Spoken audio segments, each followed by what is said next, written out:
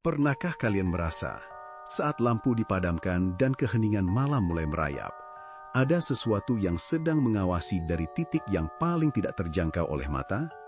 Bagi Rina, perasaan itu bukan sekadar imajinasi masa kecil. Di usianya yang menginjak 20 tahun, ia baru saja pindah ke sebuah kamar kos di kawasan bangunan tua peninggalan kolonial di Bandung. Harganya murah.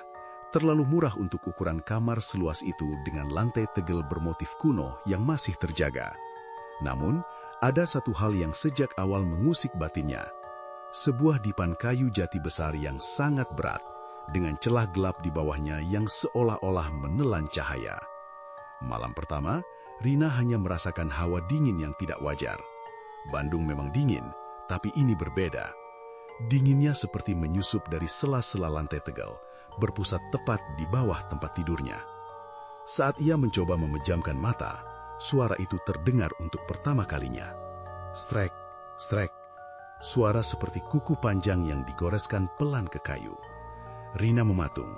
Apakah itu tikus? Tapi suaranya terlalu ritmis, terlalu berat. Ia mencoba mengabaikannya, menarik selimut hingga ke dagu, berusaha meyakinkan diri bahwa kayu tua memang sering memuai dan mengeluarkan bunyi. Namun, pada malam ketiga, gangguan itu naik ke level yang lebih intim. Rina terbangun tepat pukul 2 dini hari karena bau yang menyengat. Bukan bau bangkai tikus yang tajam, melainkan bau tanah kuburan yang basah bercampur dengan aroma melati yang sudah busuk. Ia ingin bangkit untuk menyalakan lampu, namun tubuhnya kaku. Inilah yang oleh orang Jawa disebut sebagai tindihan atau rep-repan.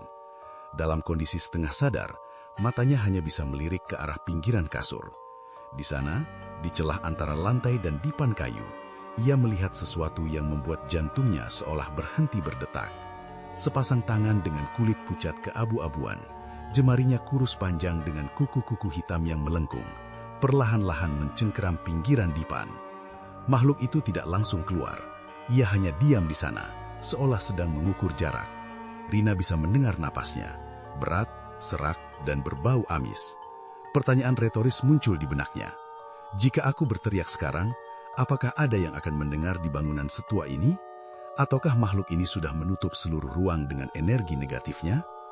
Berdasarkan catatan Primbon Jawa yang pernah dibaca Rina, kolong tempat tidur memang merupakan salah satu titik tergelap di rumah yang sering dijadikan tempat bersemayam bagi lelembut atau jin.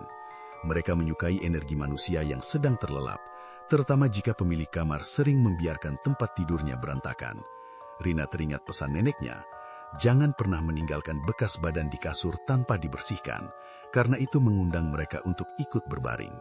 Tapi makhluk ini tidak ingin berbaring di atas kasur, ia ingin Rina turun ke bawah.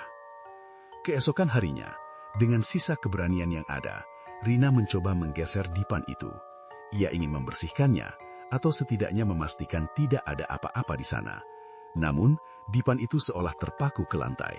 Saat ia merangkak dan mencoba mengintip menggunakan senter ponselnya ke dalam celah gelap itu, ia menemukan sesuatu yang tersembunyi di sudut paling belakang.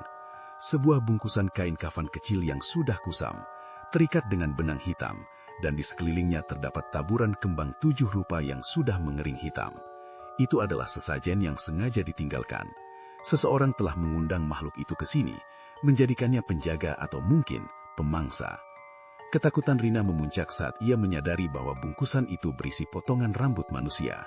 Rambut yang panjang, hitam, dan tampak sangat mirip dengan rambutnya sendiri. Apakah ini sebuah kutukan yang turun-temurun? Ataukah penghuni sebelum Rina menghilang karena alasan yang sama? Malam itu, Rina memutuskan untuk tidur dengan lampu menyala. Namun tepat tengah malam, bohlam lampu di langit-langit berderik dan pecah berkeping-keping. Kamar kembali jatuh ke dalam kegelapan total. Dalam gelap, suara seretan itu kembali. Kali ini lebih keras. Strek, brak. Sesuatu menendang dipan dari bawah dengan kekuatan besar. Rina merasakan kasurnya terangkat sedikit. Ia mencoba lari ke pintu, tapi kakinya terasa berat, seperti ada tangan-tangan tak kasat mata yang menarik pergelangan kakinya dari bawah kolong dipan. Ia terjatuh di lantai. Wajahnya hanya berjarak beberapa sentimeter dari celah gelap di bawah dipan. Dari kegelapan itu, 2 titik merah menyala muncul. Bukan mata manusia, tapi mata yang penuh dengan kebencian purba. Wajah makhluk itu perlahan muncul. Kulitnya yang berkeriput tampak menempel ketat pada tengkorak.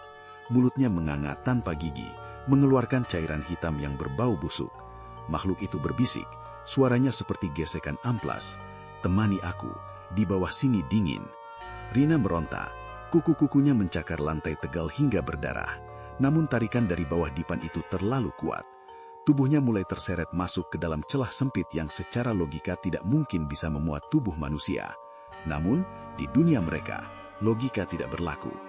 Saat bagian pinggangnya sudah tertelan kegelapan kolong dipan, Rina hanya bisa melihat pintu kamarnya yang tertutup rapat, sementara suara tawa parau menggema di seluruh ruangan.